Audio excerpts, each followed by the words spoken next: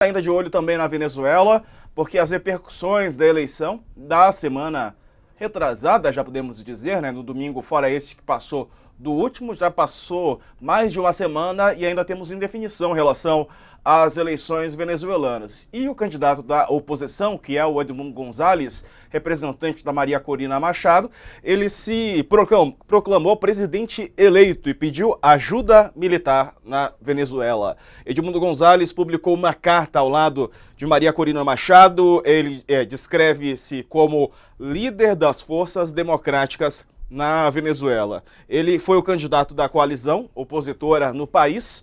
O Edmundo Gonzalez divulgou essa carta hoje, em que se proclama presidente eleito do país. Seus aliados afirmam que ele venceu as eleições nas urnas, ao contrário do que diz, né, do que apresenta o Conselho Nacional Eleitoral venezuelano, que é controlado por Nicolás Maduro. O resultado, a gente sabe, é contestado por boa parte do mundo. No texto assinado com Maria Corina Machado, ele diz que ele é o líder das forças democráticas da Venezuela. Eles pedem às Forças Armadas que se descolem do chavismo. Fazemos um chamado à consciência dos militares e policiais para que eles se coloquem ao lado do povo e de suas próprias famílias. É o que diz o comunicado. Para a reportagem da Folha, interlocutores próximos à dupla afirmam que o anúncio não se trata de formar um governo paralelo ao regime de Caracas, mas de confirmar o que as atas eleitorais que possuem em mãos dizem. A oposição possui pouco mais de 80% das atas desse processo. No nosso site você pode encontrar a íntegra dessa carta. Bom, aqui comigo o Leonardo Sakamoto para analisar os assuntos da segunda-feira. Sakamoto, boa tarde para você. Tem algo parecido com o Guaidó, dessa vez algo diferente? Qual que é a tua avaliação? E se isso pode pressionar o Maduro também, Sakamoto? Boa tarde. Boa tarde, Diego. Boa tarde a todos e todas. Neste momento, a oposição venezuelana parece que está tentando. Ele não está estabelecendo ou está sugerindo que vai estabelecer um governo paralelo ou uma tentativa de governo paralelo, como já foi anteriormente, né? Ela está tentando utilizar essas declarações para pressionar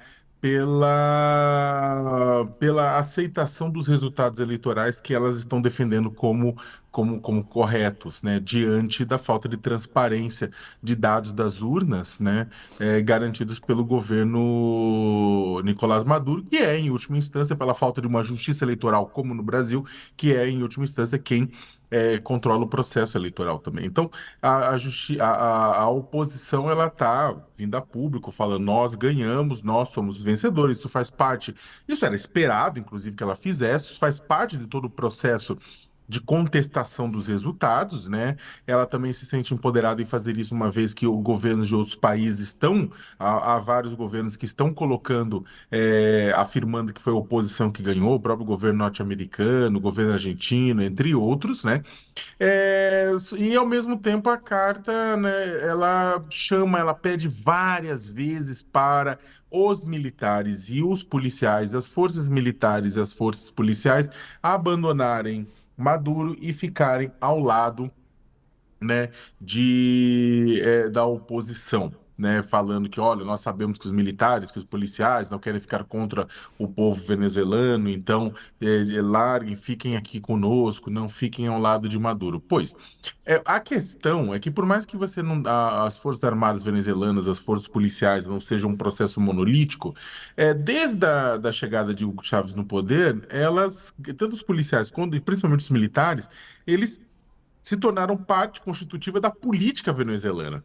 Eles participam de processos políticos com autorização constitucional, eles participam de processos econômicos, têm cargos e controlam áreas econômicas, eles têm benefícios que os civis não têm. Né? A oposição venezuelana deveria, a gente não sabe também, mas ela deveria ter tido uma conversa estratégica, né, com os militares antes. A gente não sabe se ela efetivamente teve, mas é o que tudo indica pela forma de comunicação que ela está fazendo agora, não. Por quê? Porque qualquer transição, qualquer movimento, seja uma transição para a oposição, seja a manutenção do governo Maduro, depende do apadrinhamento dos militares. E neste momento, você tem os militares apadrinhando, pelo menos a cúpula militar, apadrinhando Maduro. E aí tem uma figura do ministro da Defesa, Padrino Lopes, né, que veio a público logo depois de Maduro autoproclamar ganhador das eleições, dizendo que estava com o governo, que as eleições tinham sido limpas e que estavam apoiando o governo Maduro, né? Então isso dificulta um pouco a mobilização da oposição, mas ela está tentando minar, sabe que as Forças Armadas não são monolíticas, mas as Forças Armadas hoje, pelo menos a cúpula estão do lado do Maduro. Só para terminar, Diego, ao mesmo tempo, esse recado tem uma utilidade internacional, ela quer se colocar, olha, nós ganhamos, nós estamos tendo suporte de vários países, né, com relação a isso, para também tentar forçar